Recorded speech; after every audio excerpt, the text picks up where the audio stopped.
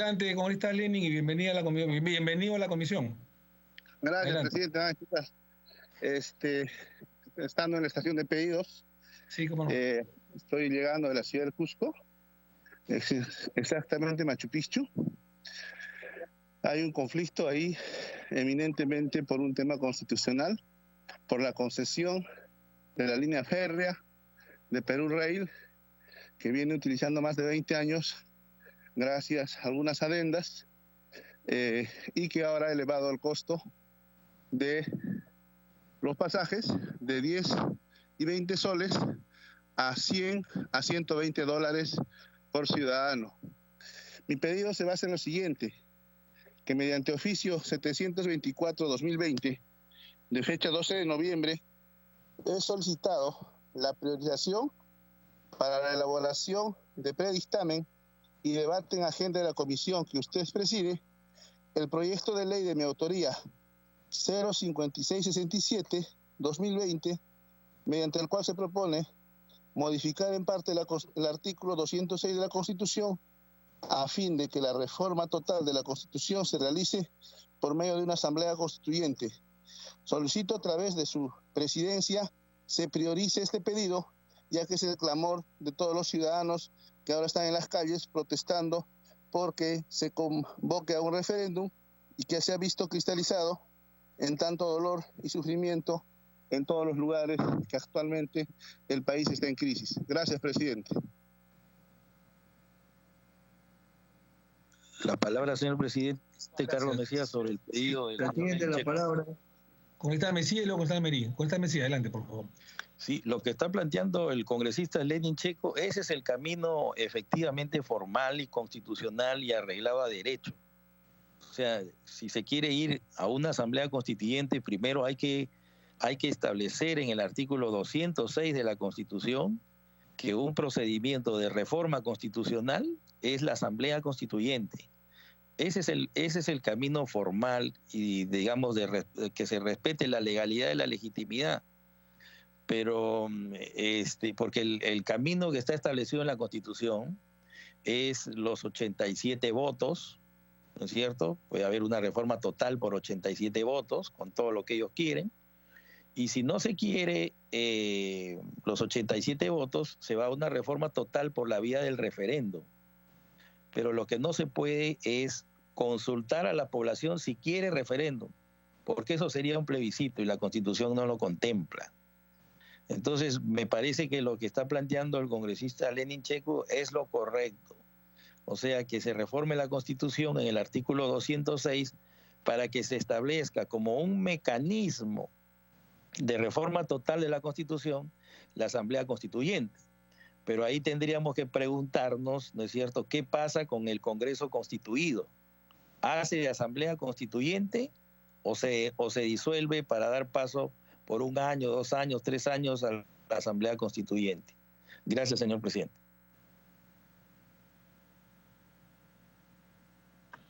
Gracias, congresista Mesía. Tiene la palabra el congresista Almería. Adelante, por favor. Bien. Gracias, presidente. Efectivamente, yo justamente pedí la palabra porque me parece adecuado esta posición y este proyecto de ley 05667 que ha presentado el congresista Lenin Checo. Nosotros tenemos que modificar, presidente, y creo que es la manera más viable, porque entendemos que hay muchos parlamentarios que quieren hacer reformas de articulados, es decir, reformas parciales de la Constitución actual de 1993, la Constitución fujimorista. En ese sentido, presidente, ¿me copian bien? Porque no veo mi imagen en la pantalla. Presidente. Está bien, congresista Almería, sí se le escucha muy bien. Sí, adelante. Sí. Gracias. Se le escucha, compatriota. Gracias, compatriota. Entonces, decía que efectivamente este es el camino que es más seguro y más viable para poder plantear a futuro un tema de la Asamblea Constituyente. Y para que algunos colegas, estoy en la misma línea del pensamiento del congresista Mesías, colega y amigo de muchos años, efectivamente hay que marcar las pautas en una reforma del 206 de cómo se establecería un tema de asamblea constituyente, porque la última asamblea constituyente que tuvimos el año 1978-79, esta constitución estableció que eran los grupos, las organizaciones políticas representadas ampliamente en toda la nación peruana, las que hicieron una reforma con todos sus líderes políticos, juristas, etcétera. Entonces se formuló a través, la Constitución de 1979 se formuló a través de esa asamblea constituyente, ¿no?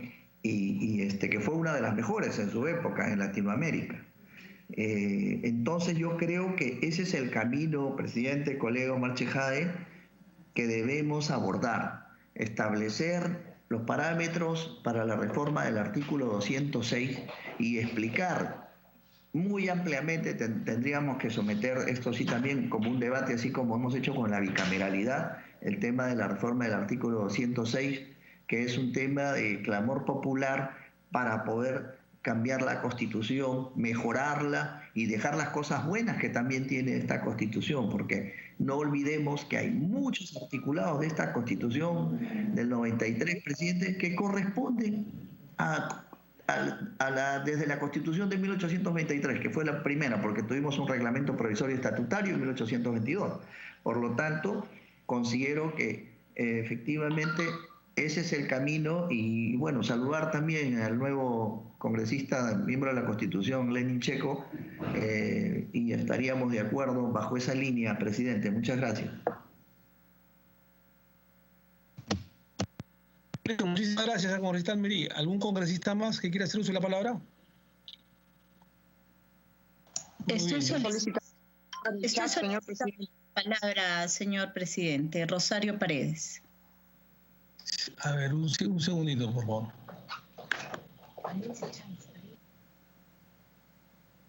Sí, vamos por orden de llegada. Primero la congresista Paredes y luego la congresista Chávez. Congresista Paredes, adelante, por favor.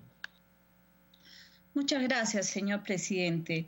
La verdad es que siempre tiene la culpa este poquísimo tiempo que tenemos en el Congreso y que hemos corrido y hemos trabajado donde hemos podido trabajar, saltando pues aquellos escollos que se nos han presentado por una corrupción tan organizada y tan hábil, ¿no? Que nos ha demostrado que así exista una gran mayoría que luchamos contra la corrupción, siempre nos llegan a tocar. Bueno, yo había venido a este Congreso y creo que no es tarde el dejar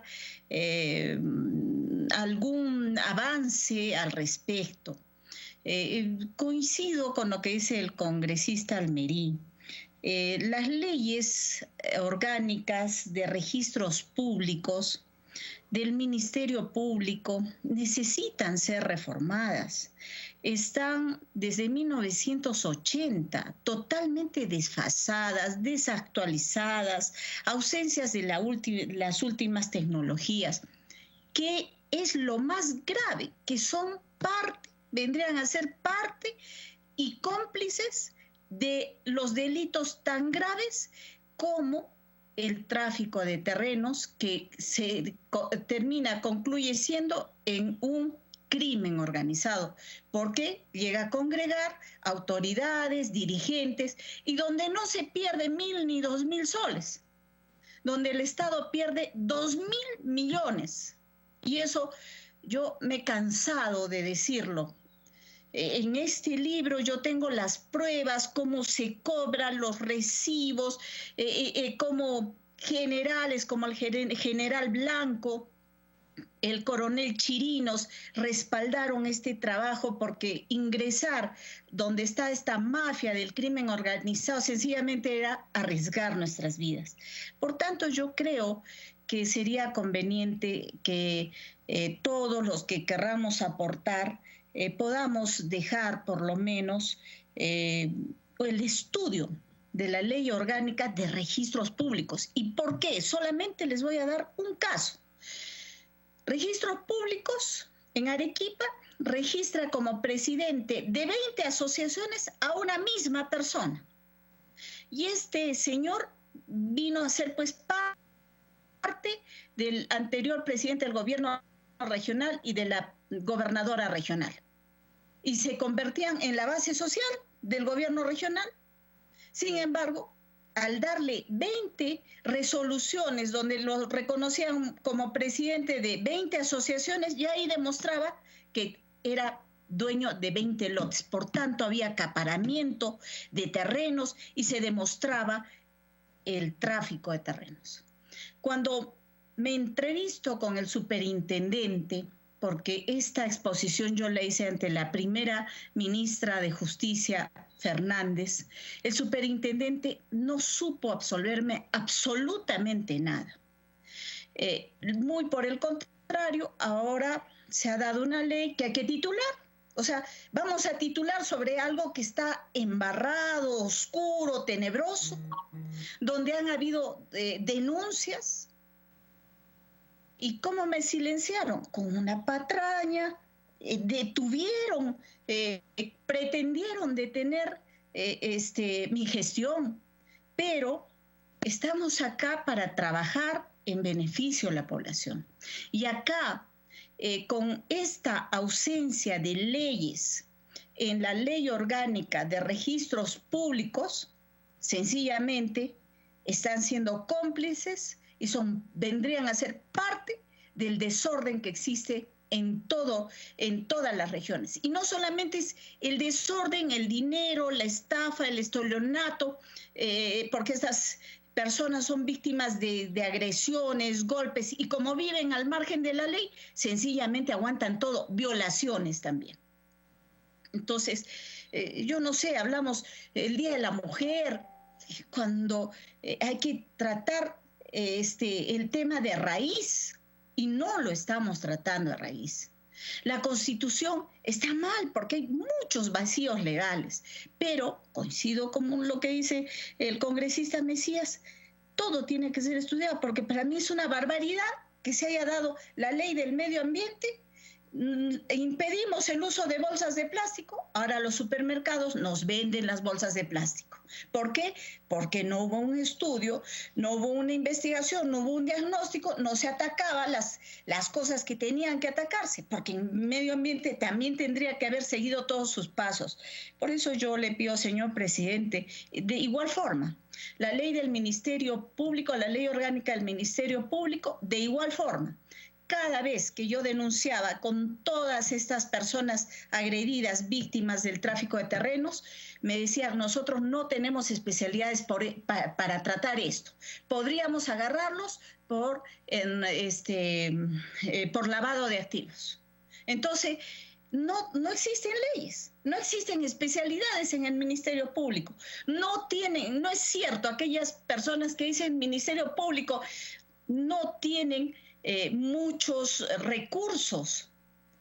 Es increíble, pero nosotros tendríamos que fortalecer, en primer lugar, a los órganos de administrar la justicia, preparar a quienes son regidores, a quienes son consejeros, para que ellos puedan llevar a cabo. Así es que pedirle, señor presidente, que se arme grupos y que podamos ir apoyando, porque es cierto lo que dicen, acá tendría que haber una asamblea constituyente, pero ¿quiénes ingresarían a esa asamblea constituyente si nosotros nos hemos dado cuenta que por nuestras narices han pasado cosas rapidísimas, que existe una corrupción totalmente organizada, totalmente preparada, que actúa en una forma muy medida, el cómo nos enloda? Obviamente, donde no hay delito, no se puede construir un delito. Yo voy a acudir, si es posible, a los organismos internacionales, tal como lo hizo Manuel Lajo, y ahora le ha ganado al Congreso, pero después de 10 años, y le tienen que pagar una reparación civil de 1.600.000. Pero existen, pues, la corrupción no duerme.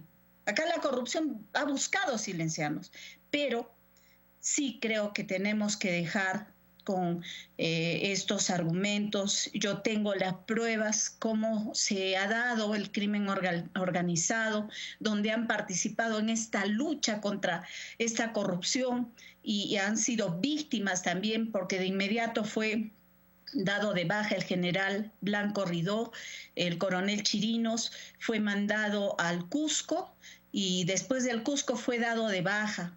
Obviamente yo ya no podía seguir jalando a más militares que abiertamente, como ellos, se enfrentaron conjuntamente con nosotros y con valientes pobladores, ciudadanos de Arequipa, a una corrupción que existe y que no ha parado. No ha parado.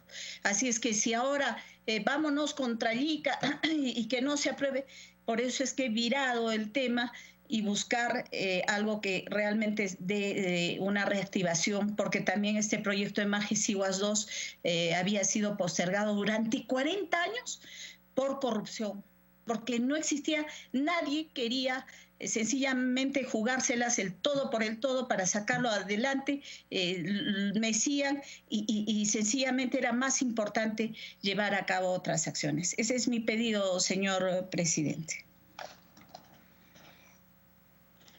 Sí, muchísimas gracias a la congresista Rosario Paredes Eizaguirre. Tiene el uso de la palabra la congresista Chávez. Por favor, adelante, encantado.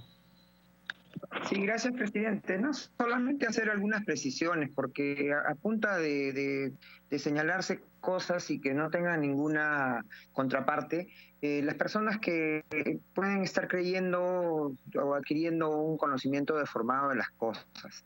Señor presidente, en derecho constitucional, la potestad constituyente originaria puede ser realizada por una asamblea constituyente o puede ser realizada por un congreso constituyente. La única diferencia es que cuando se trata de una asamblea constituyente no existe un congreso, como no lo existió durante el tiempo del gobierno militar. Al gobierno militar, cuando convoca a la asamblea constituyente del año 78, no le interesa tener un congreso que legisle ni fiscalice, ¿no? Entonces simplemente convocó una asamblea constituyente, porque ya necesitaban dejar el poder, porque ya les había quedado muy ancho, ¿no? Entonces convocan una asamblea constituyente y realizan elecciones para la constituyente del año 78 con todos los medios de prensa embargados por el gobierno militar. Hay que señalarlo, porque después los jóvenes no se enteran. Ahora, cuando se utiliza la figura de la asamblea, del Congreso Constituyente Democrático, o el Congreso Constituyente, como lo fue el Congreso Constituyente Democrático del año 92, ese Congreso tiene dos potestades: una potestad de Congreso ordinario y una potestad de Asamblea Constituyente o Congreso Constituyente, pero realiza las dos tareas, tanto la tarea legislativa y también la tarea constituyente derivada, y realiza también ejerce la potestad constituyente originaria. Esos son los congresos constituyentes. Esa es la diferencia con la asamblea constituyente. Ahora bien, hay modelos como el que puso en boga el chavismo en Venezuela, lo copió el señor Correa en Ecuador y el señor Morales en Bolivia, que elegido un congreso ordinario, después gestan la posibilidad de una asamblea constituyente paralela. Muchas veces recortándoles funciones a ese Congreso que fue elegido así espontáneamente, en el sentido de que no fue junto con una asamblea constituyente. La idea de la asamblea constituyente en esos regímenes venezolano, ecuatoriano y boliviano surgió luego, cuando ya los mandatarios, los presidentes de esas repúblicas estaban empoderados y consideraban que era necesario, pues, cambiar todo, ¿no? Y acomodarlo probablemente a su voluntad. Y entonces crearon esas asambleas constituyentes paralelas y muchas veces maniatando a los congresos que habían sido elegidos juntamente con las elecciones para el presidente de la República. ¿no? Entonces hay que tener en cuenta esto. Y cuando se habla de la constitución fujimorista, sí, pues a mucha honra, constitución fujimorista. Pero fue una constitución donde participaron todos los partidos políticos, salvo un partido político que decidió no participar, pero todos los partidos políticos. Y una elección donde los medios de prensa estaban en manos de sus propietarios, ¿no? Y entonces hay que tener en cuenta esto y también señalar, una constitución no es una guía telefónica, una constitución no tiene todo el derecho, una constitución tiene las bases, contiene las bases de los derechos y las bases de la organización del Estado, la parte dogmática, la parte orgánica. Y son las leyes las que tienen que desarrollar eso. Una constitución que quiera contener todo el derecho tendría que ser más de miles de artículos. Eso no es lo que corresponde. Entonces vayamos poniendo las cosas y no echemos la culpa a la Constitución, que a la Constitución le falta esto, que a la Constitución le falta lo otro. Se le pueden agregar 1000 cosas y no va a cambiar el tema, salvo hacer más difícil interpretar la Constitución, como ya me voy a referir cuando tratemos el tema de la opinión consultiva que está prevista a debatir respecto de la provisionalidad de los jueces y los fiscales, señor presidente.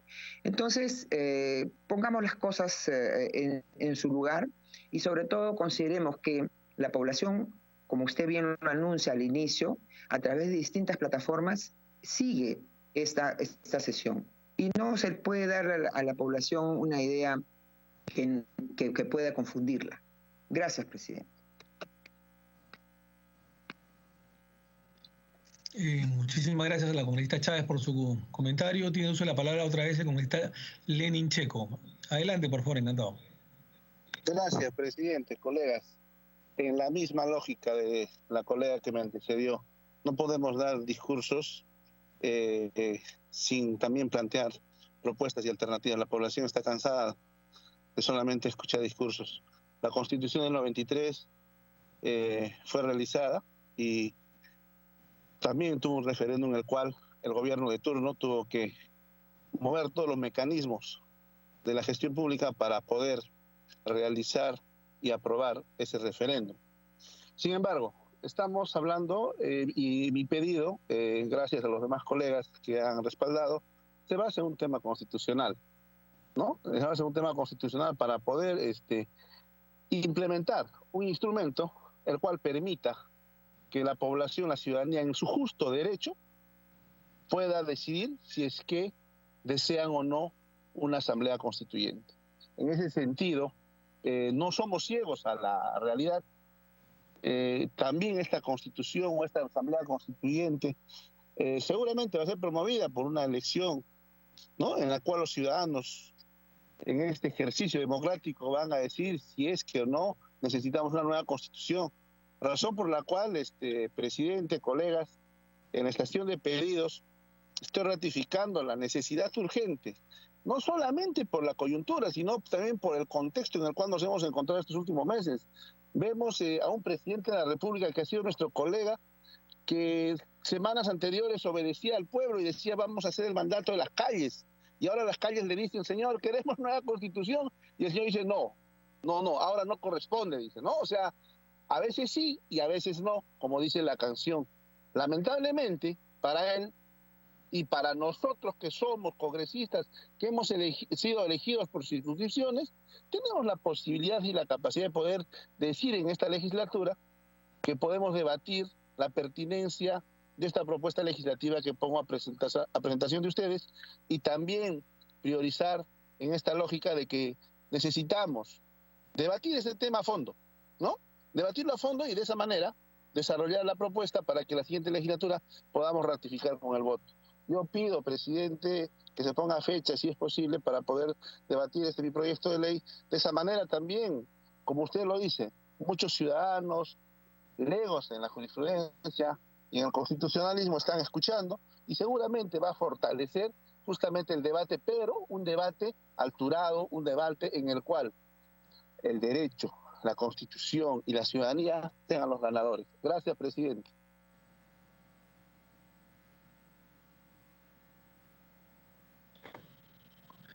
Muchísimas gracias al congresista Lenin Checo. Vamos a priorizar también su proyecto, no se preocupe. ¿Algún otro congresista que quiera hacer uso de la palabra? Muy bien, entonces vamos a pasar al primer punto de orden del día en esta sesión. Continuación del debate del predictamen recaído en los proyectos de ley 3996-2018 Congreso de la República, 4111-2018 Congreso de la República, 4727-2018 Congreso de la República, 6123-2020 Congreso de la República, 6132-2020 Congreso de la República y 6281-2020 Congreso de la República y otros que proponen restablecer la bicameralidad, la restauración del Senado en el Congreso de la República. Congresista Aliaga, creo que quería hacer uso de la palabra, recién lo veo. Antes de continuar con la orden del día, brevemente, por favor. No, Aliaga. presidente, disculpe usted, más bien buenos días, y a través suyo buenos días a toda la comisión. Era para hacer uso de la palabra respecto del debate del dictamen, presidente. Ya, perfecto, gracias. Muy bien, entonces es la continuación del debate sobre el predictamen sobre los proyectos de bicameralidad. Estimados colegas congresistas, miembros de la Comisión de Constitución y Reglamento, el día de hoy vamos a continuar con el debate, que ya está bastante avanzado. Acuérdense ustedes que este es, digamos, el cuarto predictamen al respecto. Hemos avanzado durante 2 meses y un poco más, 2 meses y medio, contando las exposiciones de los especialistas, de profesores de Derecho Constitucional, tanto nacionales como extranjeros, entre otras personalidades. Luego entonces de sendas sesiones ordinarias y extraordinarias en la Comisión de Constitución y Reglamento, que como ustedes bien saben es la casa de la reforma política y electoral, hemos recibido los textos sustitutorios de los congresistas, en este caso la congresista Carolina Lizárraga Houghton, de Jean Lima Mani Barriga, entre otros. Los dos últimos, digamos, de la última semana, porque ya en semanas anteriores habíamos recogido de otros varios señores congresistas los diferentes y valiosos aportes integrados al presente predictamen para reforzar, como siempre hemos dicho, la columna vertebral de la nueva bicameralidad. En los últimos días hemos principalmente integrado los textos sustitutorios en los siguientes artículos. Con respecto a la congresista Carolina Lizárraga Houghton, hemos integrado el artículo 78, si ustedes me siguen con la Constitución en la mano. El artículo 78 dice de la Constitución: el presidente de la República envía al presidente del Parlamento el proyecto de ley de presupuesto dentro de un plazo que vence el 30 de agosto de cada año. Dicho proyecto es estudiado y examinado por la Comisión Bicameral integrada por igual cantidad de diputados y senadores. El dictamen sigue el trámite legislativo. La congresista Carolina Lizárraga agregó o sugirió que se agregue previsto en el reglamento del Parlamento. Entonces, si ustedes tienen la Constitución más el último predictamen que se le hemos hecho alcanzar el día de ayer, se le está agregando justamente el artículo que señala: el dictamen sigue el trámite legislativo previsto en el reglamento del Parlamento. En el artículo 80, también a sugerencia de la congresista Lizárraga, que incluso nos hizo alcanzar un texto por escrito en los últimos días, dice: el ministro de Economía y Finanzas sustenta a la Cámara de Diputados y la Cámara de Senadores el pliego de ingresos. Y esto ya se había corregido en base incluso a varias propuestas de otros legisladores, entre ellos el congresista Mamani, la congresista Retamoso, la propia congresista Carolina, en agregarle también a la Cámara de Diputados, no solamente senadores. Cada ministro sustenta los pliegos de egresos de su sector, previamente sustentan los resultados y metas de la ejecución del presupuesto del año anterior, y los avances en la ejecución del presupuesto del año fiscal correspondiente. El presidente de la Corte Suprema, el fiscal de la Nación y el presidente del Jurado Nacional de Elecciones sustentan los pliegos correspondientes a cada institución. Hasta ahí está todo igual. Después dice, las modificaciones, incluso mediante decretos de urgencia, de la ley de presupuesto, los créditos suplementarios, habilitaciones y transferencias de partidas, son iniciativa exclusiva del Poder Ejecutivo y se tramitan a sugerencia de la congresista Carolina Lizárraga, igualmente ante la Cámara de Diputados y la Cámara de Senadores. Antes solamente decía la Cámara de Senadores. Se le está agregando igualmente ante la Cámara de Diputados y la Cámara de Senadores también la propuesta de la congresista Carolina Lizárraga para que guarde coherencia con el texto original y con la columna vertebral del proyecto de la doble Cámara o de Senado, ¿no? Asimismo, la congresista Carolina Lizárraga ha recogido su sugerencia en el artículo 81. Antes decía, la cuenta general de la República, acompañada del informe de auditoría de la Contraloría General de la República, es remitida por el presidente de la República y se le está agregando al presidente del Parlamento en un plazo que vence el 15 de agosto del año siguiente a la ejecución del presupuesto. La cuenta general de la República es examinada y dictaminada por una comisión bicameral integrada por igual cantidad de diputados y senadores hasta el 15 de octubre. Se le está agregando también a propuesta de la congresista Carolina Lizárraga la Cámara de Diputados, ¿no? Antes era solo la Cámara de Senadores. Y también se le agrega en Parlamento reunido, o sea, las dos cámaras reunidas, ¿no? Senadores y diputados, se pronuncia en un plazo que vence el 30 de octubre. Si no hay pronunciamiento del Parlamento, a sugerencia de la congresista Lizárraga también, en el plazo señalado se eleva el dictamen de la Comisión Bicameral al Poder Ejecutivo para que éste promulgue un decreto legislativo que contiene la cuenta general de la República. Asimismo, hemos recogido las sugerencias del congresista Gilma Lima Mane Barriga. El artículo 86 dice: el Banco Central de Reserva es gobernado por un directorio de 7 miembros, el Poder Ejecutivo designa 4, entre ellos al presidente. La Cámara de Senadores ratifica elige a sus 3 restantes con la mayoría absoluta del número legal de sus miembros. Todos los directores del Banco Central de Reserva son nombrados por el periodo constitucional que corresponde al presidente de la República, no representan a entidad ni interés particular algunos.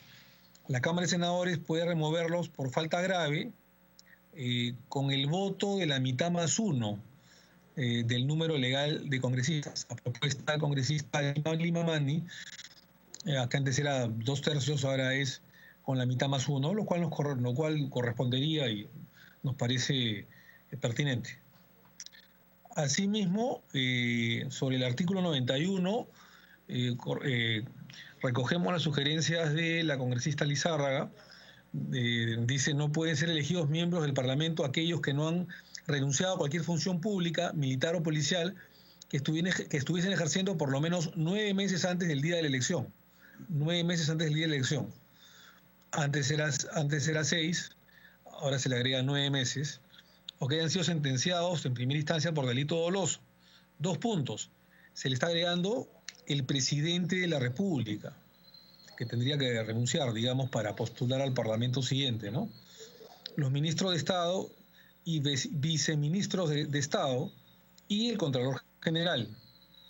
Como ustedes podrán apreciar, del artículo 91 se está haciendo este agregado que ha cobrado mucha actualidad el día de hoy, porque antes se decía, o en la actualidad se dice, mejor dicho, no pueden ser elegidos miembros del Parlamento Nacional si no han renunciado al cargo 6 meses antes de la elección, y si bien es cierto que se sobreentiende que si lo que se puede lo menos, puede lo más, pero no figura exactamente el presidente de la República, se sobreentiende, pero no figura. Dicen los ministros y viceministros de Estado, el Contralor General, ¿no? Bueno, acá a sugerencia, nos parece, digamos, pertinente, de la congresista Lizárraga, dice el presidente de la República, como un agregado de ella, nos parece coherente. Asimismo, los miembros del Tribunal Constitucional, se le está agregando sugerencia de ella, de la Junta Nacional de Justicia, cosa que evidentemente antes no existía en la Constitución, la Junta Nacional de Justicia. Antes era el Consejo Nacional de la Magistratura, Ya el Consejo no existe, ahora existe la Junta, entonces es obvio que el término hay que cambiarlo por Junta Nacional de Justicia. Asimismo, el jefe de la Oficina de Procesos Electorales ni el Registro de Identificación y Estado Civil, también a sugerencia de la doctora Lizárraga. Asimismo, pasamos al artículo 100, una sugerencia que ha propuesto la doctora Lizárraga, cuando dice, corresponde a la Cámara de Senadores con el voto de los 2/3 del número legal de sus miembros. Corresponde entonces a la Cámara de Senadores con el voto de los 2/3 del número de sus miembros, suspender o no al funcionario acusado o inhabilitarlo para el ejercicio de la función pública hasta por 10 años o destituirlo de su función sin perjuicio de cualquier otra responsabilidad. Continúa el Senado, pero en el dictamen anterior no figuraba la cantidad de votos. Le estamos agregando con el voto los 2/3 del número legal de sus miembros. Luego dice, el acusado tiene derecho en este trámite a la defensa por sí mismo y con asistencia del abogado ante la Cámara de Senadores. El último párrafo dice, en caso de resolución acusatoria de contenido penal, el fiscal de la Nación, y esta es la modificación, dice, evalúa si formaliza investigación preparatoria, porque estamos con el nuevo Código Procesal Penal, evalúa si formaliza investigación preparatoria, formula acusación fiscal ante la Corte Suprema o archiva la denuncia aprobada por el Parlamento. En el plazo de 5 días hábiles, el juez supremo penal abre la instrucción correspondiente. Todo lo que se evalúa si formaliza investigación preparatoria, formula acusación fiscal ante la Corte Suprema o archiva la denuncia aprobada por el Parlamento y la palabra juez ante el Supremo Penal son consideraciones que hemos tomado también de la doctora Lizárraga. Asimismo, el artículo 105 dice, ningún proyecto de ley puede sancionarse sin haber sido previamente aprobado por la respectiva comisión dictaminadora, ni votado en 2 oportunidades con un periodo de 7 días entre la primera y la segunda votación, salvo excepción señalada en el reglamento del Parlamento. Se le está agregando, esta excepción no es admisible en caso de leyes orgánicas o reformas constitucionales. Y en el último párrafo dice, cuando la Cámara de Senadores desapruebe o modifique un proyecto de ley aprobado en la Cámara de Diputados, para insistir en y se le agrega fórmula normativa primigeniamente aprobada. Es un tema de redacción, ¿no? Debe decir, cuando la Cámara de Senadores desapruebe o modifique un proyecto de ley aprobado en la Cámara de Diputados, para insistir en su fórmula normativa primigeniamente aprobada, se necesita que la insistencia cuente con el voto de 2/3 del número total de sus miembros.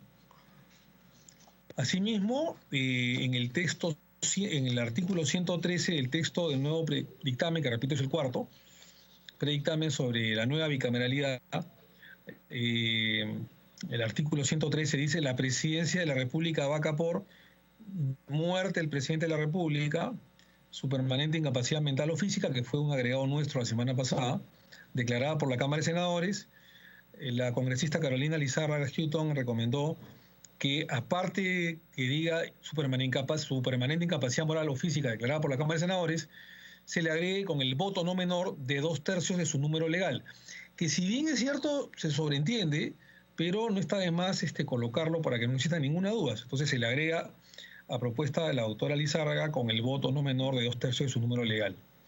El resto de la fórmula que planteamos la semana pasada continúa igual. También hay un agregado que hemos recogido del congresista Gilma Lima Mani Barriga, en concordancia con lo que también la semana pasada observó la congresista Carolina Lizárraga. Entonces hay un texto que concuerda la propuesta del congresista Gilma Lima Mani Barriga con la congresista Carolina Lizárraga. Es el artículo 117, con el cual han existido muchos problemas.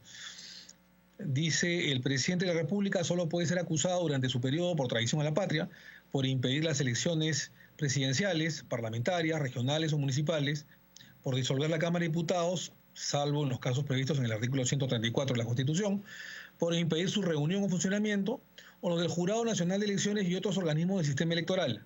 A propuesta del congresista Gilma Lima Mani Barriga y la congresista Lizárraga, se le está agregando, también podrá ser acusado, se refiere al presidente de la República, constitucionalmente por la Fiscalía de la Nación por la presunta comisión de delitos dolosos contra la administración pública o el patrimonio del Estado cometidos durante su gestión o antes de ello. Repito, se le está agregando sobre el presidente de la República, que también podrá ser acusado constitucionalmente por la Fiscalía de la Nación por la presunta comisión de delitos dolosos contra la administración pública o el patrimonio del Estado cometidos durante su gestión o antes de ello. Asimismo, recogiendo de ambos algunas observaciones, en el artículo 118 dice que en fuerza de ley en materia económica y financiera, cuando así lo requiere el interés nacional y con cargo de dar cuenta a la Cámara de Diputados, antes decía a la Cámara de Senadores, ahora dice a la Cámara de Diputados, la cual puede modificarlos o derogarlos. Sobre el artículo 135, que fue una observación de ambos, dice, reunida la Cámara de Diputados, puede censurar al Consejo de Ministros o negarle la cuestión de confianza después que el presidente del Consejo de Ministros haya expuesto ante ella los actos del Poder Ejecutivo durante el interregno parlamentario. En ese interregno el Poder Ejecutivo legisla mediante decreto de urgencia de los que da cuenta a la Cámara de Senadores para que los examine y los eleve a la Cámara de Diputados. Una vez que ésta se instale, se le agrega a propuesta del congresista Mamani y la congresista Lizárraga, cuya vigencia no puede exceder el periodo de un año contado a partir del día siguiente de su publicación. Durante el interregno parlamentario no pueden aprobarse ni reformas constitucionales ni leyes orgánicas. Debo también señalar de que hemos adecuado igualmente el artículo 102b sobre atribuciones de la Cámara de Senadores. Ya hemos señalado sobre el 113, sobre declarar la vacancia de la presidencia de la República, sin encontrar responsabilidad de conformidad con el artículo 113 de la Constitución.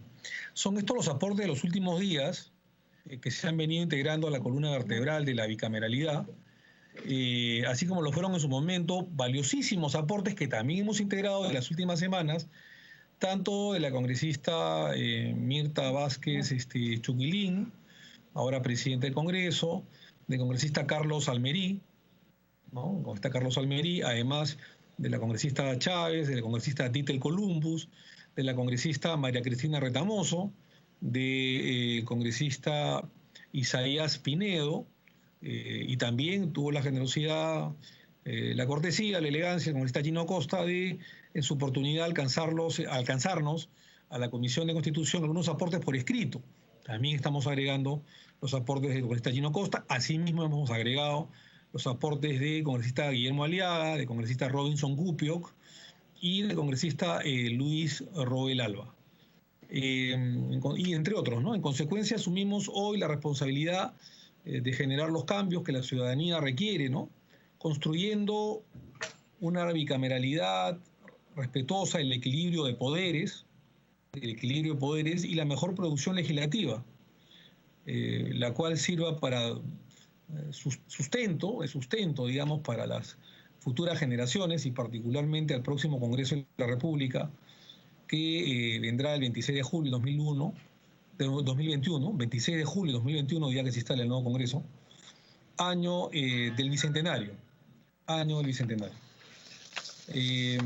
Digamos, eso es todo lo que tendría que por el momento informar, y en todo caso abrimos el debate considerando la asistencia y saludando la presencia de la congresista Leslie Lazo Villón, que además es presidenta de la Comisión de Justicia y Derechos Humanos. Abrimos el debate, tenemos por el chat el uso de la palabra del congresista Guillermo Aliaga Pajares. Encantado de darle el uso de la palabra para poder comenzar el debate. Adelante, por favor, congresista Aliaga. Muchas gracias, presidente, y nuevamente por intermedio suyo, muy buenos días a la presente comisión. Presidente, nuevamente, como se hizo en la semana anterior, felicitarlo por el trabajo. Es un trabajo bastante extenso y se nota que ha habido esfuerzo. Sin perjuicio de ello, y agradeciéndole también de que se haya tomado en consideración algunos aportes que he podido ya entregar u oralizar, en todo caso, en esta comisión, me gustaría hacer algunas precisiones que sí son importantes y que en todo caso mi bancada también tiene que puntualizar, ¿no? Por ejemplo, en lo que corresponde al artículo, la redacción del artículo 113, donde se hace el desarrollo de lo que vendría a ser la permanente incapacidad moral, se habla en el primer punto, debido a, dos puntos, la comisión de un delito doloso flagrante. presidente, el concepto de delito doloso flagrante no lo he visto. Y es que es la comisión de un delito doloso en flagrancia, en todo caso, ¿no? Tal vez eso sí sería importante, porque si no, podría ser que más adelante, al momento de que haya un debate, pueda generar problemas. Gracias, presidente, por aceptar en todo caso. Respecto al artículo 117, en el último agregado se establece desde el punto, y es lo que está subrayado y en negritas, también podrá ser acusado constitucionalmente por la Fiscalía de la Nación por la presunta comisión de delitos dolosos contra la administración pública o el patrimonio del Estado, cometidos antes de asumir su cargo o antes de ello. No tiene mucho sentido decir antes de asumir su cargo o antes de ello. El antes de ello, al menos que tenga otro contexto. No, está modificado, perdón, congresista Aliaga. Justamente cuando hemos hecho alusión, hay una modificación, es durante su gestión o antes de ello. Así va a decir. Okay. Es un error en el dictamen que se les ha enviado, pero está quedando durante su gestión o antes de ello. Eso ya se cambió. En todo caso, disculpe por error. Gracias por la precisión, señor presidente. Adelante. En la página 157, donde se hace referencia al artículo 194, ¿no? Y esto tendríamos que concatenarlo a su vez con la nueva redacción del artículo 91, la propuesta de redacción del artículo 91. En el 194 se habla de que para postular a presidente, entiendo que es al cargo de presidente de la República, vicepresidente, representante del Parlamento, gobernador o vicegobernador del gobierno regional, punto y coma, los alcaldes deben renunciar al cargo 6 meses antes de la elección respectiva. Sin perjuicio de ello, en la redacción del artículo 91 sí estamos elevando esa valla para que la misma sea de 9 meses antes del día de la elección. En todo caso, presidente, si le estamos pidiendo a un funcionario civil, militar o policial que renuncie 9 meses antes, ¿por qué al señor o señora o señorita alcaldesa se le estaría dando un plazo menor de la renuncia? O en todo caso, ¿a qué se debería el aumento de esta valla temporal para poder hacer la renuncia efectiva? Básicamente se hace la consulta porque hemos visto que hay un candidato, ¿no?, que justamente tenía la condición de alcalde y que ha cumplido, obviamente, con lo que establece la Constitución. Esta reforma, ¿en qué ámbito podría, más adelante, obviamente ya no para este proceso electoral ya convocado y en plena gesta, a qué se debería esta diferencia en todo caso, ¿no? Sí. 9, 6 meses. Si usted digamos, solicita que se lea 9 para que haya coherencia en todo caso, ¿no? Sí, porque si no estaríamos discriminando en todo caso dentro de la propia redacción. Está bien, lo agregamos, no hay problema, está agregado. Muchas gracias, presidente. Estas son las intervenciones por el momento. Muy agradecido. Muchísimas gracias, congresista Aliaga, encantado. Tiene el uso de la palabra por orden del chat la congresista Carmen Omonte. Adelante, por favor. Muchas gracias, presidente. Quiero transmitirle a usted y a todos los miembros de la comisión una preocupación, creo que personal, pero también que acoge la preocupación de gran parte de la ciudadanía. Y si bien, por un lado, valoramos y consideramos importante el mantener la discusión, el seguir encaminados con esta propuesta valiosísima que es el de la bicameralidad, me preocupa un tema de tiempos y de prioridades. Y creo que gran parte de la ciudadanía y también congresistas de muchas bancadas consideramos que se tiene que retomar como un tema prioritario por cuestión de tiempos el tema de la eliminación de la inmunidad. Y si bien, presidente, este tema está incluido dentro de toda la discusión de la bicameralidad, sería factible que se pueda discutir nuevamente aparte, al margen de la discusión de bicameralidad, porque entiendo que ahí habría, en el caso de la eliminación de la inmunidad, habría un mayor consenso y podría prosperar con mayor rapidez un tema de tanta trascendencia y creo que es un pendiente que nos debemos nosotros mismos como institución y por supuesto que le debemos a los peruanos y a las peruanas, ¿no? ¿Sería factible, presidente, que pueda separarse este tema y que podamos discutirla con la inmediatez del caso? No sé si habría consenso por parte de los miembros de nuestra comisión en esa línea, porque si lo mantenemos dentro del esquema de discusión, dentro del dictamen o predictamen discutido de bicameralidad, probablemente vamos a demorarnos un tiempo más en llegar a consensos y creo que se espera una acción mucho más rápida con respecto a este tema que consideramos importante, el de la eliminación de la inmunidad. Lo pongo a consideración de usted, a consideración de los miembros de la comisión, pero considero que sí se debiera de discutir qué salida podemos encontrarle a este tema. Gracias.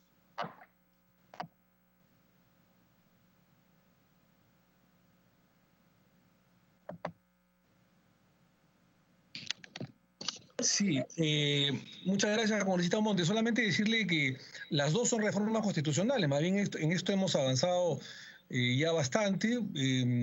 No teníamos ningún problema en todo caso de ver el tema de la inmunidad parlamentaria también aparte, pero este tema ya está prácticamente a puertas de una votación, ¿no?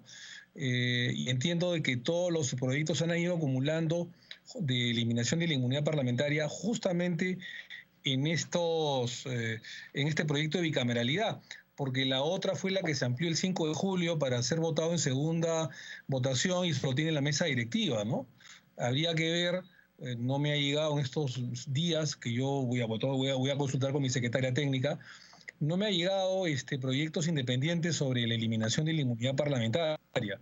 Hemos acumulado los antiguos justamente a el proyecto de bicameralidad, pero no hay ningún problema. Lo único que quiero decirle es que los dos son reformas constitucionales, los dos merecen amplio debate y los dos están mereciendo amplio debate dentro del tema de bicameralidad. Así que, en todo caso, déjeme analizarlo para yo por interno, en todo caso, darle cuenta con esto, Monte. Le agradezco. Tiene el uso de la palabra, por orden del chat, la congresista Carolina Lizarra. Encantado. Adelante, por favor.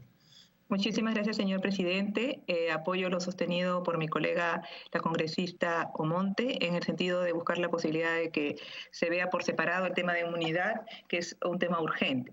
En primer lugar, quisiera reiterar mi reconocimiento a usted y a su equipo técnico por la entrega y pasión que le han puesto a este tema, singularmente importante debatir, porque a partir de la bicameralidad se pueden reperfilar las relaciones entre el Poder Ejecutivo y el Parlamento, ver cómo se hace para contar con mejores leyes y tener un Congreso cuya legitimidad democrática le pueda durar un poco más, que no le resulte tan efímera. En segundo lugar, reiterar mi compromiso y mi convicción personal sobre la importancia de la bicameralidad y puesta a favor de su restablecimiento, pensándola más en una herramienta que permita servir para mejorar la democracia representativa, pero una representación real, que no vea al ciudadano solo como un potencial voto a favor, sino que dialogue con él o ella, que los escuche de manera auténtica. No obstante, y por eso mi invocación de la semana pasada, siempre a título personal desde luego, invitaría a que todos nosotros, los miembros de la Comisión de Constitución y Reglamento, titulares y accesitarios, así como los equipos técnicos de la Comisión, como de los respectivos despachos y grupos parlamentarios, nos preguntemos: ¿es este el mejor momento, señor presidente, la mejor coyuntura para abordar un tema tan relevante, tan importante, que quizás desborda los alcances de nuestra propia representatividad, no formal sino material?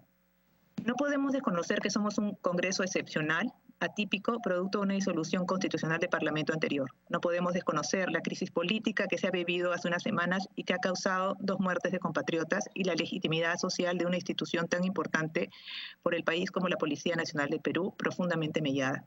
A tal punto llegó la crisis política que más de un grupo parlamentario retiró a su representante de la Comisión Especial encargada de la selección de los magistrados del Tribunal Constitucional, siendo una de las funciones que debía llevar a cabo este Congreso. No podemos desconocer que estamos por cumplir 2 años desde que la ciudadanía le dijo con contundencia, más allá de los motivos y actores, no a la bicameralidad. Creo que no existe duda ni discrepancia sobre el fondo, es decir, sobre la bicameralidad. Lo que personalmente me genera duda es el momento. ¿Es este el momento constitucional para llevar a cabo la reforma constitucional? ¿Alcanzará solo la reforma de este extremo de la Constitución? podemos legislar algo tan relevante como la bicameralidad dejando de lado la ciudadanía, es decir, sin tener como premisa que dicha reforma constitucional debiera pasar por una consulta popular de referéndum para que la población no se sienta excluida o percibida como un mero espectador de las reformas constitucionales, sino que se lo convierte en un acto en parte directa, en un actor en parte directa del proceso deliberativo. Personalmente considero que con heridas aún abiertas, y tanto a nivel político como ciudadano, considero que no sería prudente aprobar un tema tan importante como la bicameralidad en este momento. La esencia de la democracia debe estar no en la destrucción del que piensa diferente, del que está en la otra orilla, sino más bien escucharlo. La democracia debe ser diálogo y aportes, así no gane la posición que uno defiende, porque lo más importante no somos nosotros ni nuestros partidos, sino el país, los ciudadanos, la democracia. Por ello, si es que existiera el consenso suficiente entre los demás grupos parlamentarios para seguir adelante con la aprobación en este momento de la bicameralidad, me permito a título personal formular los aportes y sugerencias siguientes a esta nueva versión del anteproyecto del dictamen sobre bicameralidad. Primero, con relación al control constitucional de los actos normativos del Poder Ejecutivo, sugeriría que dicha labor pudiera recaer en una única Cámara para evitar la dispersión y fomentar la especialización. En el caso de los decretos legislativos y decretos de urgencia, se está planteando que dicha tarea recaiga en la Cámara de Diputados. Sin embargo, en el caso de los tratados ejecutivos, artículo 57, se está previendo que la dación de cuenta y, consecuentemente, el control recaiga en la Cámara de Senadores. Segundo, en el caso del artículo 90A, si es que no se va a tocar plenamente la prohibición de reelección inmediata, personalmente insistiría en la sugerencia de que para evitar que se pretenda sostener que lo que se quiere es implementar un juego de sillas en el que una misma persona está 5 años como diputado, luego 5 años como senador y así sucesivamente de manera alternada, se suprima la referencia en el mismo cargo. A efectos de que quede claro de que sea diputado o senador, la persona debe estar unos 5 años para esperar 5 años para volver a ser miembro del Parlamento, sea como diputado o como senador. Podrá decirse que la decisión final la toma el pueblo con su voto, pero creo que es importante dar gestos también a la ciudadanía, que no se está legislando para uno o para un partido, sino para buscar tener un mejor país y un mejor Congreso. Tercero, en el artículo 92, solo un tema de redacción que se nos estaba pasando en el segundo párrafo, porque dice función pública cuando debiera decir, dice pública cuando debiera decir función pública. Cuarto, en el caso del artículo 100, sí personalmente insistiría en que se debe velar por la autonomía no solo del Ministerio Público, sino también del Poder Judicial. De ahí que personalmente sugeriría que no se contemple como un deber que el juez supremo penal abra la instrucción correspondiente, sino que se evalúe si es que la abre o no en función de la acusación que formule el Ministerio Público. Quinto, en el caso del artículo 113, en lo relativo a la incapacidad moral permanente, si es que se decide mantener la figura, sí sugeriría que se procure que no sea confundida o superpuesta con las causales de acusación constitucional prevista en el artículo 117. Y digo esto porque se alude a un supuesto de comisión de un delito doloso flagrante. ¿Quién va a determinar la existencia de la flagrancia? ¿El Congreso o un juez? Al ingresar al ámbito de lo jurídico, cuando se incorpora categorías como delito o flagrancia, no se está saliendo de lo moral para ingresar a lo jurídico y en consecuencia estamos transitando por una delgada línea entre el artículo 113 y el artículo 117. ¿Acaso no podrían existir causas eximentes, ya ni siquiera atenuantes de responsabilidad penal?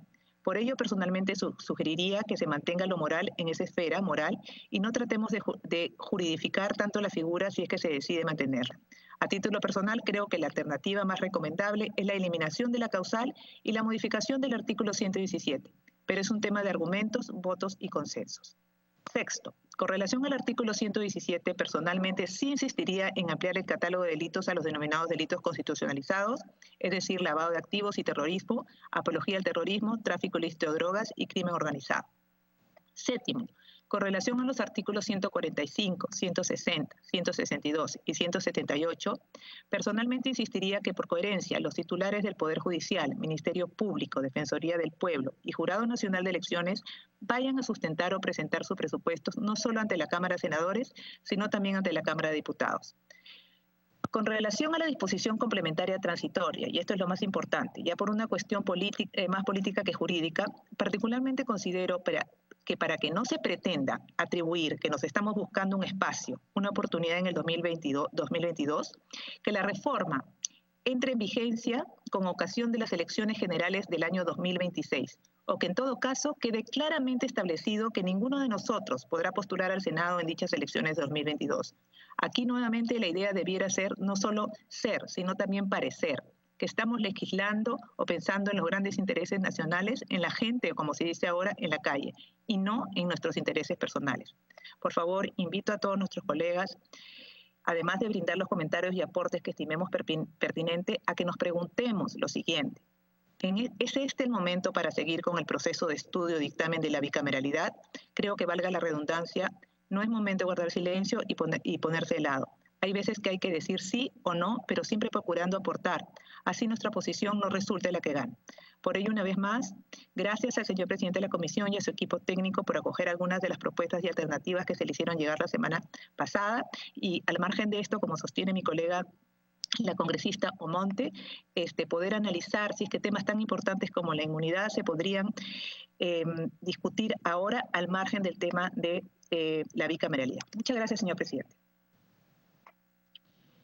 Gracias, congresista Lizarra. Solamente decirle que a usted es una de las congresistas que más se ha recogido sus observaciones en las últimas semanas, y le rogaríamos que, por favor, estas últimas observaciones, incluyendo la disposición transitoria que usted ha señalado bien, nos la haga llegar por interno para tratar de mejorar el texto y ver si esto no perjudica o no cambia la columna vertebral del mismo. Así que yo le agradecería que en los próximos minutos o en las próximas horas, a más tardar, nos haga llegar las últimas sugerencias. Muchas gracias, señor presidente. A usted. Tiene el uso de la palabra con esta Almería. Adelante, por favor. Encantado. Gracias, presidente. Presidente, pedir disculpas también porque en las últimas sesiones no he participado mucho debido a que he asumido la presidencia hace mes y medio de la comisión del Club de la Construcción, que es una especie de lavajato, donde hay un trabajo arduo, presidente. Entonces me he ausentado un tanto, he estado al tanto sí de la comisión, pero no he participado. Presidente, dos temas puntuales. Primero, creo que la gran mayoría en el Congreso está a favor del tema de la inmunidad, y en lo personal yo, por nuestra formación jurídica, sé que no es bueno para el Congreso perder el tema de la inmunidad, que es un derecho fundamental que nació en su origen para proteger, no para privilegiar, sino para proteger a la política, a los políticos. Y efectivamente, dado el problema de la corrupción en la política en Latinoamérica, es que tenemos que pagar justos por pecadores, presidente. Y esa es la gran verdad, pues porque a todos nos ponen en un mismo saco. Esas son cuestiones que hay que afrontar, poner el pecho, dar la cara y decirle pues a los ciudadanos que no es tan fácil como creen estar en el mundo de un Estado político, participar en política y dar parte de la vida por la política. Presidente, yo presenté un oficio el 4 de noviembre en el cual solicité que no se quite la cuestión del voto de confianza en el artículo 130. ¿Y por qué pedí que se mantuviera la fórmula que está en la Constitución actual de 1993? ¿Por qué? Quiero solamente hacerlo con un breve ejemplo, ¿no? Mire usted, en el último gabinete del señor Cateriano que se presentó, hubo la elección de este señor ministro de Trabajo, Martín Ruggiero, que no tenía ninguna experiencia ni nada, que solo por un tema familiar, amical, parental, etcétera, presidente, se le nombraba. Es decir, el Congreso no puede abdicar ni claudicar a una función de control político. Yo creo que eso es la esencia, parte de la esencia del Congreso de la República, y claudicar o abdicar a este control político realmente no le hace bien a un parlamento. Y por eso que yo creo que se debe mantener el voto de confianza. Definitivamente esto lo debatiremos en el Pleno, pero yo le envié un oficio con fecha 4 de noviembre. Yo quisiera que se tenga en cuenta, que sea una cuestión reflexiva a mis colegas parlamentarios, para que se mantenga la cuestión del voto de confianza tal como está en la Constitución actual. Y como segundo pedido, presidente, que también se lo estoy haciendo llegar por escrito, solicito que se incorpore en el artículo 99 de esta fórmula de reforma que se está proponiendo, como sujetos pasibles de acusación ante el Senado de la República, a los siguientes funcionarios: al presidente y directores del Banco Central de Reserva del Perú y al superintendente de Banca de Seguros y Administradora Privada de Pensiones. ¿Y esto por qué? ¿Por qué, presidente? Una de las razones de esta propuesta radica en que, siendo estos funcionarios ratificados por el Parlamento Nacional, ¿no?, ¿por qué no debería existir algún motivo por el cual no puedan ser incluidos en esta forma de control político?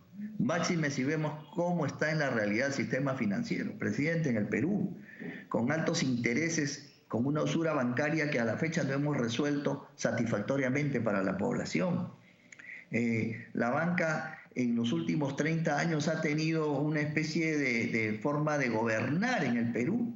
Tenemos casos desde la época de Alan García, el señor Lambert, financista, el caso de León Ru, el BCP, que ha financiado campañas políticas. Y para no dar nombres, presidente, para no afectar el honor de las personas, sabemos todo cómo es el manejo de algunos bancos en cuanto a su papel dentro de la política peruana y dentro de los gobiernos de turno, ¿no? Sin embargo, no se ha hecho nada. Y también el tema de la Superintendencia de Banca y Seguros, que muchas veces opera como un mecanismo más bien jurídico, como una especie a favor de los bancos. Yo no conozco, hacen la especie de abogados de los bancos y de las AFPs. En ese sentido, presidente, considero que se deben incluir en el artículo 99 como pasibles de acusación ante el Senado de la República, al presidente directorio del Banco Central de Reserva y al superintendente de Banca y Seguros. Y finalmente, presidente, en el tema del Senado que usted planteó en un inicio para que sea en el 2022, también decirle a la población que este Congreso no pretende un tema de crear más políticos. No, acá lo que se pretende, presidente, la ciudadanía tiene que entender que es un tema de mejorar el Parlamento Nacional, de que hayan personas en un Senado con toda una trayectoria profesional, política, de liderazgo, y que estén todos los líderes políticos de la nación que representen, los mejores líderes, a un Senado que entienda cuál es y cómo es el Perú. Porque el Perú no es Lima, presidente, y eso lo tenemos claro los que estamos en política. El Perú no es Lima, y eso tiene que reflejarse en un Senado de la República con gente de mayor preparación y trayectoria. Yo creo que sería bueno el 2022 decirle a la población que tampoco estamos creando mayor presupuesto. El presupuesto general de la República que se da año a año para el Parlamento Nacional va a seguir siendo el mismo, porque la gente y la prensa que malinforma dice, quieren crear más gente en el Senado, más diputados, y eso crea una corriente de opinión negativa. Hay que decirle a la ciudadanía, presidente, que no, que esto es por el bien del país. Somos el país peor representado en Latinoamérica, con 130 representantes, y tenemos 32 millones de habitantes. Entonces, eso hay que persistir en decirle a la población que hay que mejorar el Parlamento Nacional. Y la única forma de mejorarlo es creando una Cámara de Senadores con este tipo de ciudadanos que puedan hacer un mejor trabajo político, constitucional, comunal, etcétera, presidente, para todos nuestros hermanos peruanos. Eso, presidente, tanto tengo que decir en este debate. Gracias, presidente, por la paciencia y también de mis colegas parlamentarios. No, al contrario, congresista Almería, además usted, con todos los currículum que siempre nos menciona, positivos a favor suyo, y ser ahora el flamante presidente de la Comisión del Club de la Construcción, que esperemos que llegue a buen puerto, un tema tan importante. Es vicepresidente de la Comisión de Constitución, nada más y nada menos, así que yo le agradezco mucho sus aportes. Nos parece genial lo que usted ha dicho al final sobre quiénes también serían pasibles, ¿no? De denuncia o acusación por el Senado. Lo que sí no me quedó claro es sobre el voto de investidura. Ahora usted está digamos, a favor de que sigamos con el voto de confianza, pero usted hace un tiempo...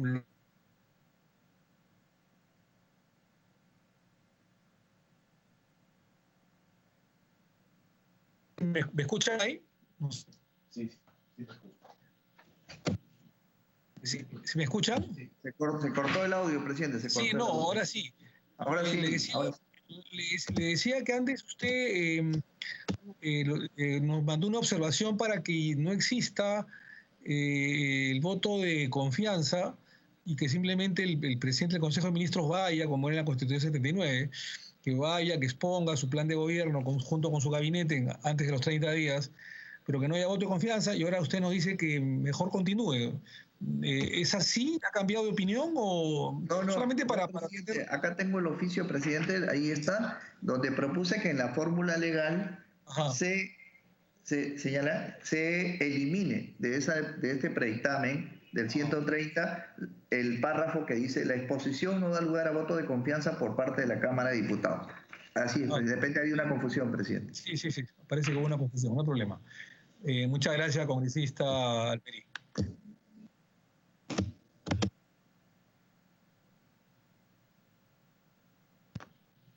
Muy bien, tiene el uso de la palabra el congresista Mamani. Adelante, por favor, encantado. Congresista Mamani, adelante. Muchas gracias, presidente. Usted. Veo que en el texto sustitutorio tiene importantes mejoras en comparación con el texto anterior y además considero que está prácticamente listo para ser votado, si consideran también los colegas congresistas. En este dictamen puedo observar que no solo se plantea el retorno a la bicameralidad, sino que se realizan otras enmiendas para mejorar diversas figuras constitucionales, como la vacancia presidencial, los estados de excepción, la prohibición de procesamiento del presidente, la cuestión de confianza y además la inmunidad parlamentaria. Yo quería reflexionar, señor presidente, sobre 4 cambios que serán muy importantes para modernizar el Congreso mirando hacia el futuro. Primero, quería hablar sobre el acceso a información por parte del Congreso y la modificación del artículo 93. Sobre ello, esta herramienta sería fundamental, presidente, para el futuro Congreso, para que el futuro Congreso tenga calidad de información para legislar, fiscalizar y representar mejor. También va a ser importante para un proceso que hemos presenciado hace un par de días, que es el debate de la ley de presupuesto. Con el acceso que el Congreso tendrá a las bases de datos del sistema de presupuesto, del sistema de programación, tesorería y contabilidad, podremos debatir de mejor manera este instrumento tan importante con el Ministerio de Economía y Finanzas. Es decir, vamos a reducir la simetría de información entre el Poder Ejecutivo y el Poder Legislativo para mejorar la calidad de trabajo congresal.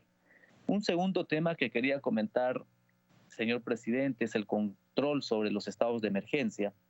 Sobre este tema, la cuarentena que hemos sufrido y que ha sufrido nuestro país, una de las más estrictas del mundo según varios medios internacionales, nos ha hecho reflexionar sobre la importancia de los derechos fundamentales, sobre todo la libertad de tránsito, libertad de empresa y libertad de trabajo. Todos estos derechos que han sido limitados en algunos casos innecesariamente y solo por un criterio político. Es importante recordar, presidente, lo que en un momento dijo el ex premier del Bacao por incapaz moral, Martín Vizcarra.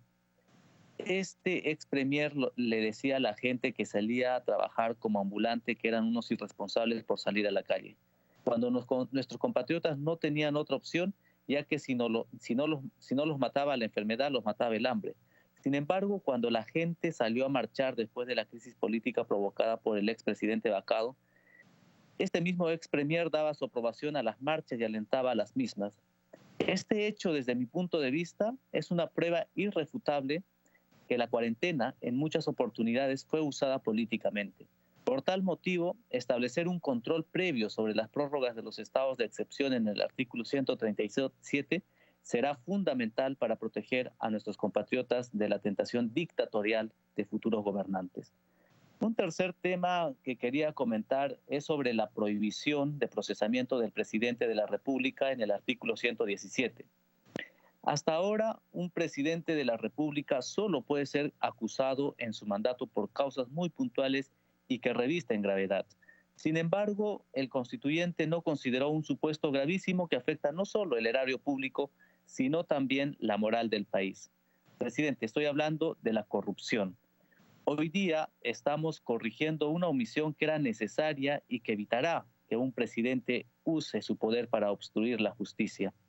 Puedo asegurarle, señor presidente, que esta enmienda que he propuesto en mi proyecto de ley 6648 y que usted ha considerado es un avance gigante en la lucha contra la corrupción y le hará un gran bien a nuestra democracia en el futuro. Un último tema que quería comentar es la eliminación de la inmunidad parlamentaria, decisión que ha sido un compromiso de campaña de muchos colegas, particularmente, y lo he dicho y siempre lo he dicho en anteriores debates, en los varios debates que hemos tenido sobre la inmunidad parlamentaria, pienso que la inmunidad nació como una figura noble para proteger al Congreso, específicamente al parlamentario, pero que se ha usado de forma tan maliciosa y perversa, por lo que demanda hoy que demos un paso adelante y la eliminemos. Así como en su momento Colombia eliminó la inmunidad para cerrarle el paso a los narcotraficantes, hoy lo haremos nosotros para cerrar el paso a los corruptos que tanto daño le han hecho al país. Con este cambio, el Parlamento va a ganar muchas cosas, presidente. Una de esas es que el Congreso ya no será un recinto que busquen los coimeros y los corruptos para protegerse. Señor presidente, si bien el texto sustitutorio tiene importantes enmiendas que he resaltado, hay un aspecto que preocupa a cierto sector de la ciudadanía y que es importante abordar. Me refiero a la idea, con esta norma se autorizaría una reelección camuflada. Lo mismo que más o menos había señalado y opinado la colega Lizárraga. Lo que he observado es que la ciudadanía tiene una preocupación porque piensa que algunos congresistas de este Congreso van a postular el 2023 cuando entre en vigencia el sistema bicameral. En tal sentido, presidente, yo sugeriría que podamos hacer un cambio en las disposiciones finales para que esta reforma sobre la estructura bicameral ya no entre en vigencia el 1 de enero de 2023, como se propone, sino que se inicie el 28 de julio de 2026 a través de una vacatio legis, con excepción de los artículos que no tienen relación con la estructura bicameral, como la inmunidad parlamentaria, la prohibición de procesamiento del presidente de la República, el control sobre los estados de excepción, la vacancia presidencial, entre otros. Creo que con este cambio la ciudadanía tendrá la seguridad que ningún miembro de este Congreso está haciendo esta reforma con la finalidad de reelegirse en 2023, sino con la finalidad de mejorar una institución tan importante para la democracia como es el Parlamento. Con ello creo que también generaremos más confianza ciudadana, señor presidente. Esos eran algunos comentarios finales y espero lo puedan merituar en el texto sustitutorio correspondiente. Muchas gracias, presidente. Sí, muchísimas gracias, congresista Gilma Lima Mani Barriga. Entiendo que usted está prácticamente a favor de la bicameralidad de todo el texto, salvo esa disposición transitoria. Le rogaríamos que nos haga llegar, al igual que la congresista Carolina Lizárraga, esa disposición transitoria para analizarla y tenerla para el día de mañana, ¿no? Así que le agradecemos mucho. Gracias. Tiene el uso de la palabra el congresista Gino Costa. Adelante, por favor.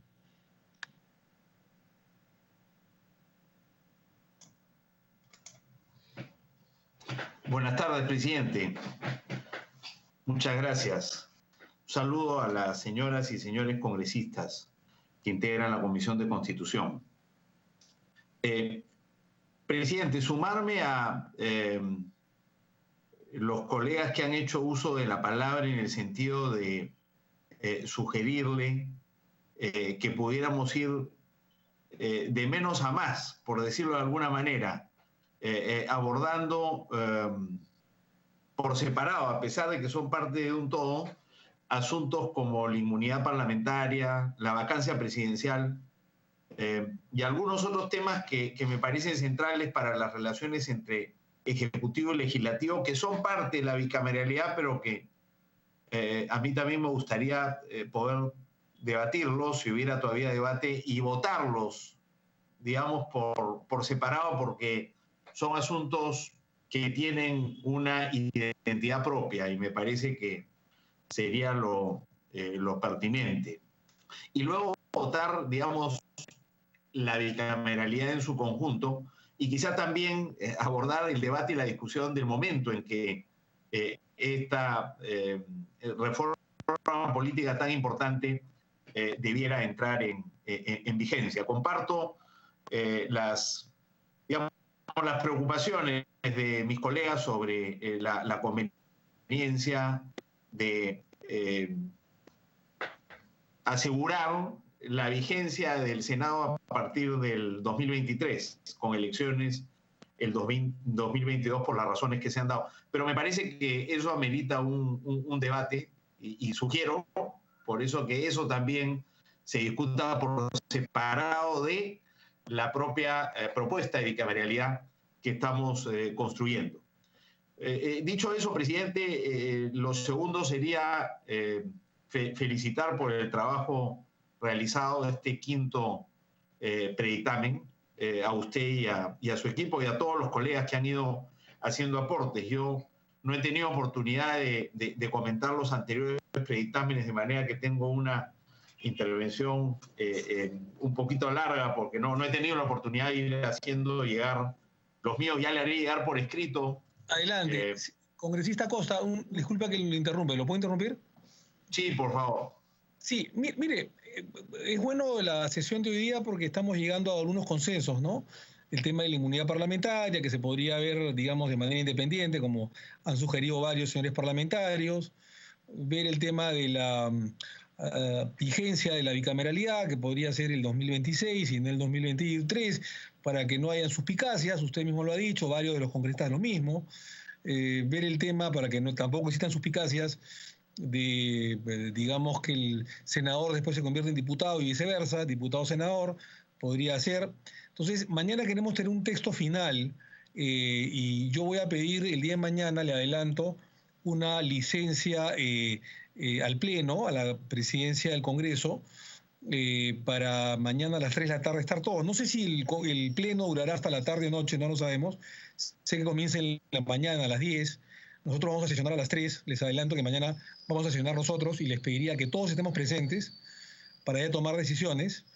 Y el tema de la inmunidad o cualquier otro tema que ha estado dentro de la bicameralidad, poder verlo de repente de manera independiente, como ustedes han sugerido, varios de ustedes han sugerido lo mismo, lo cual no tenemos ningún problema.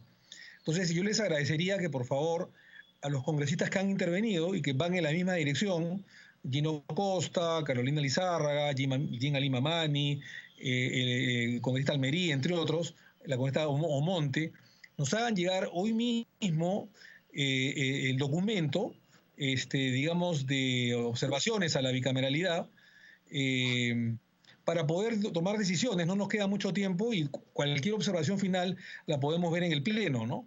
Independientemente que los temas de inmunidad lo veamos inmediatamente la próxima semana, porque también es un tema urgente. Así que esa es la contingencia que quería hacerle. Por favor, congresista Costa, háganos llegar hoy día mismo esas observaciones.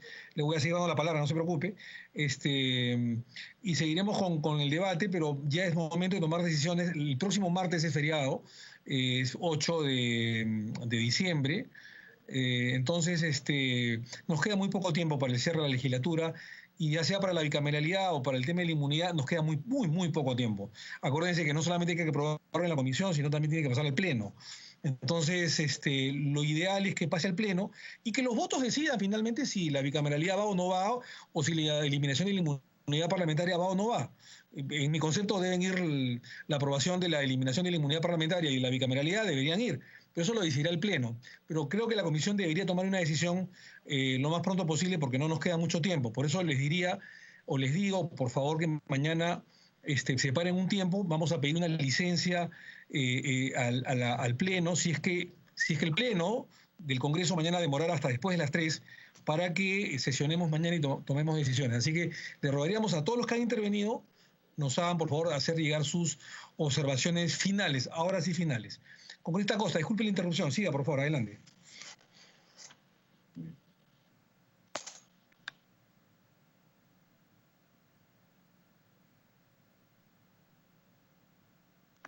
No se lo está escuchando, congresista Costa. Adelante, por favor. Prenda su micrófono. Adelante, por favor. Disculpe la interrupción. Sí, presidente, gracias. Yo, en efecto, haré llegar hoy día mis observaciones por escrito, como le había dicho.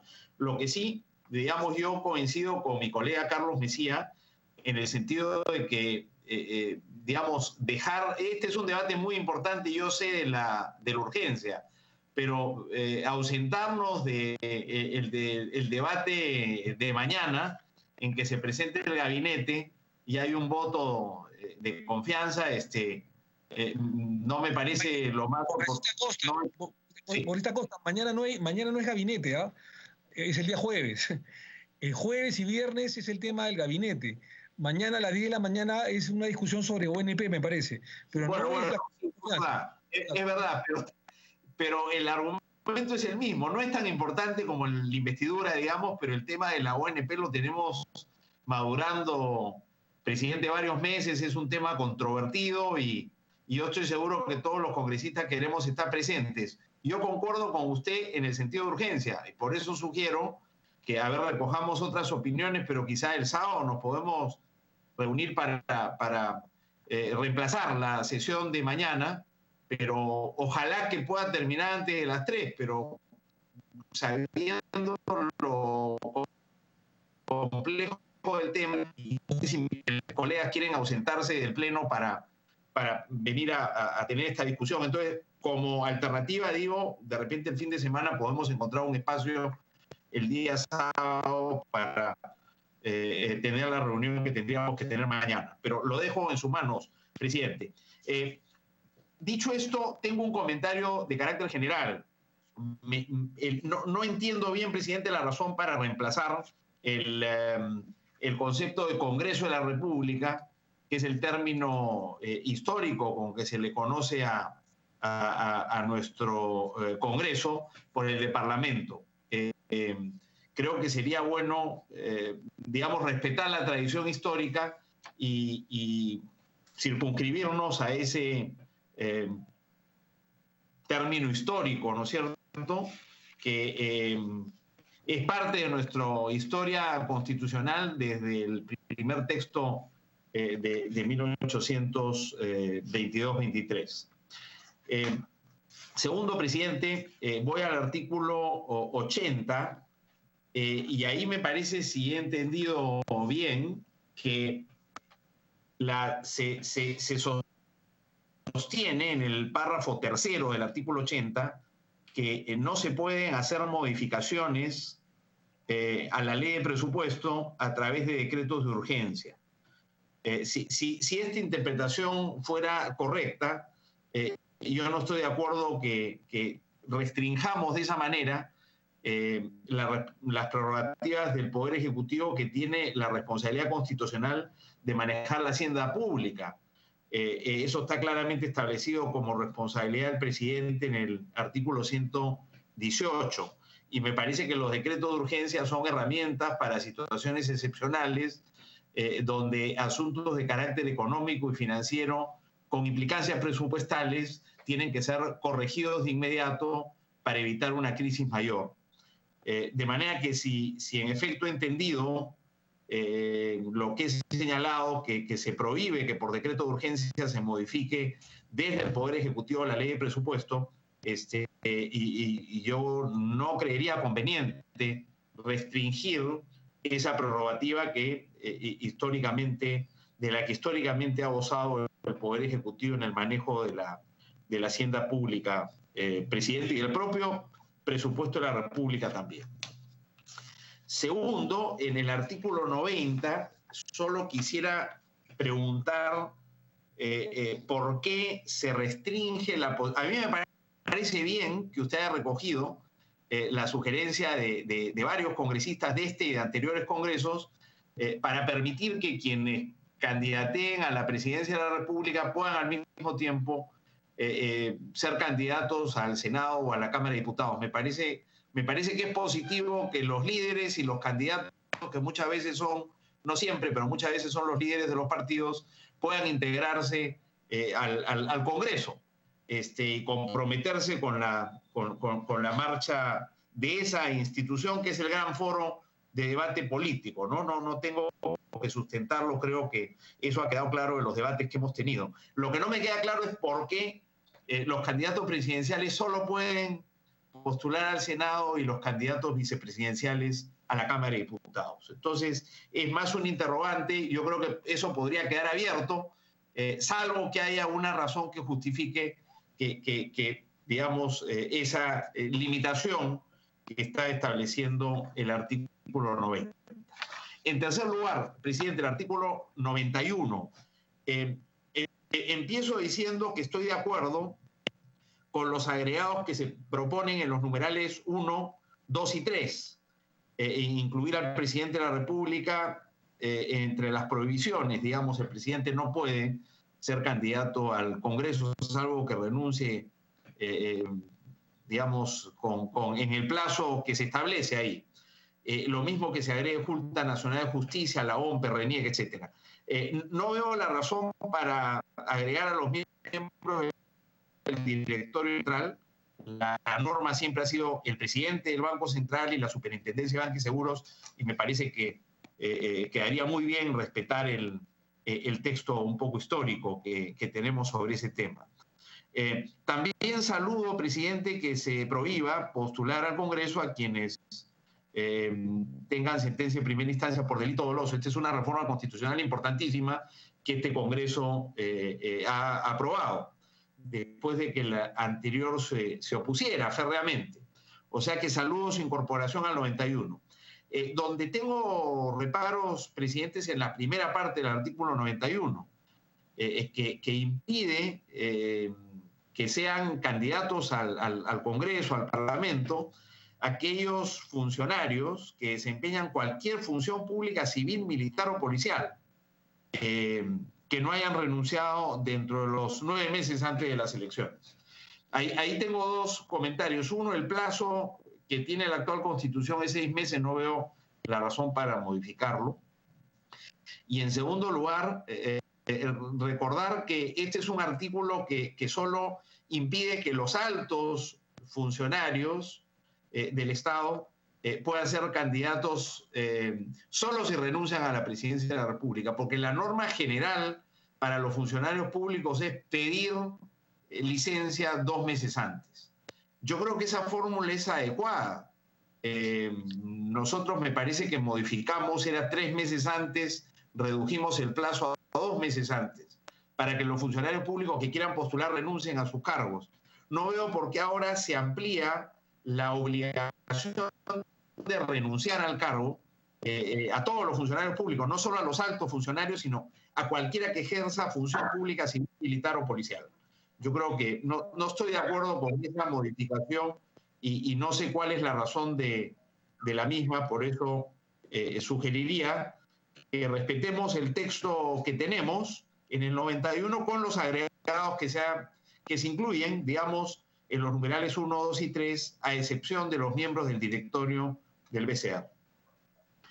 En cuarto lugar, presidente, el artículo 92 recoge una preocupación suya, muy recurrente a lo largo de los debates, en el sentido de que o se prohíba que los congresistas sean ministros de Estado, o, como en este caso se está planteando, se restringe esa prerrogativa al establecer que el congresista que asume responsabilidad en el Ejecutivo es inmediatamente reemplazado por un accesitario, ¿no? Y entiendo, esa es una mejor fórmula que prohibirlo, pero yo personalmente no veo la razón para cambiar el actual artículo 92. Creo que no se han presentado, primero que esa práctica no es muy recurrente, y segundo que no ha presentado dificultades, de manera que yo no veo cuál es la razón para hacer la modificación. Pero entre prohibir que el congresista sea ministro de Estado o habilitar a su accesitario para que lo reemplace, yo prefiero esta segunda fórmula, pero en realidad soy de la idea, en este caso como en otras modificaciones que se han hecho en el texto, que se respete el actual texto si es que su práctica no presenta dificultades ni ha generado problemas, y creo que la verdad que han sido casos excepcionales, como digo, la de congresistas asumiendo funciones ministeriales y no parece haber sido ese un problema serio.